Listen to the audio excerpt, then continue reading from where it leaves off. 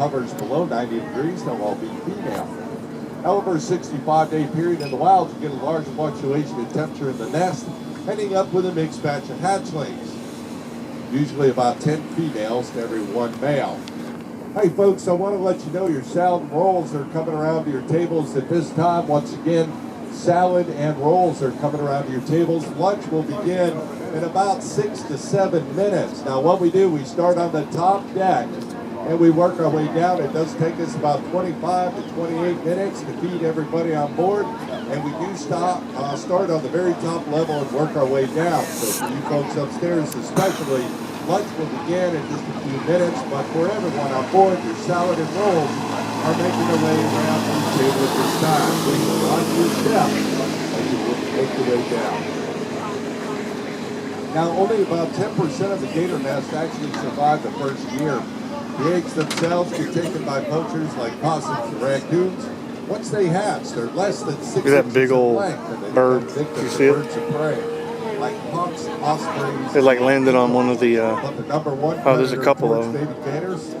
It's actually large male or bull gators. A large male gator will actually be an state. nest of young. Not very nice cats. Now, if they survive the first year, they grow about 1 foot a year for the first 6 years. After that, it really depends on their food sources around them.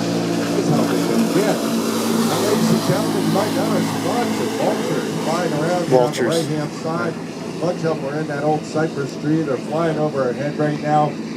This is usually where we throw people off that complain too much, so that's why they're hanging out here. I really don't know why they're hanging out here. They've been here for about 2 weeks, though.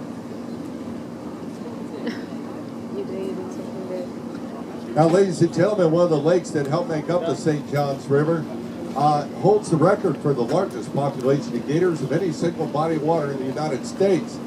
That lake is just southeast of Sanford. It's known as Lake Jessup. Now, that one lake alone home to more than, on average, plus the one we crossed over on the 417. Put that into perspective. Or 408, I mean. No, 417.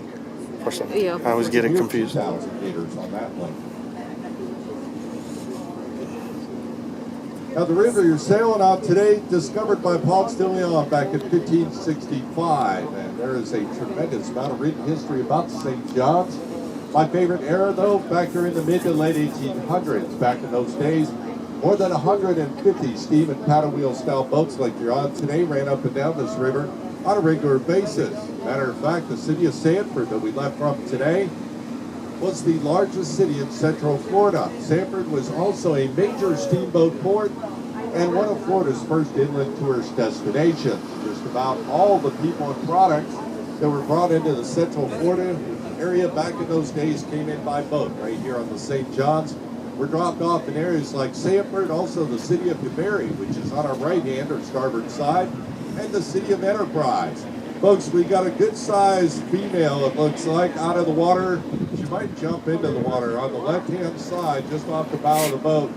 She's sitting up out of the water about 10 foot off the shoreline.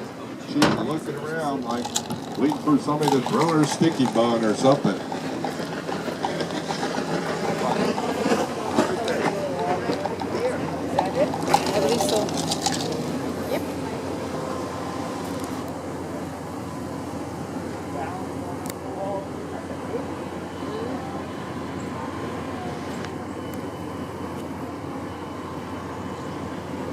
Now, ladies and gentlemen, the steamboat era ran strong here on the St. Johns until the turn of the century in the late 1800s. Henry Flagler came down from New York and he brought the railroad with him. He began what would eventually be known as Florida East Coast Railroad. He was the first man to build a railroad bridge across St. John's up near Jacksonville. That bridge was completed in 1890.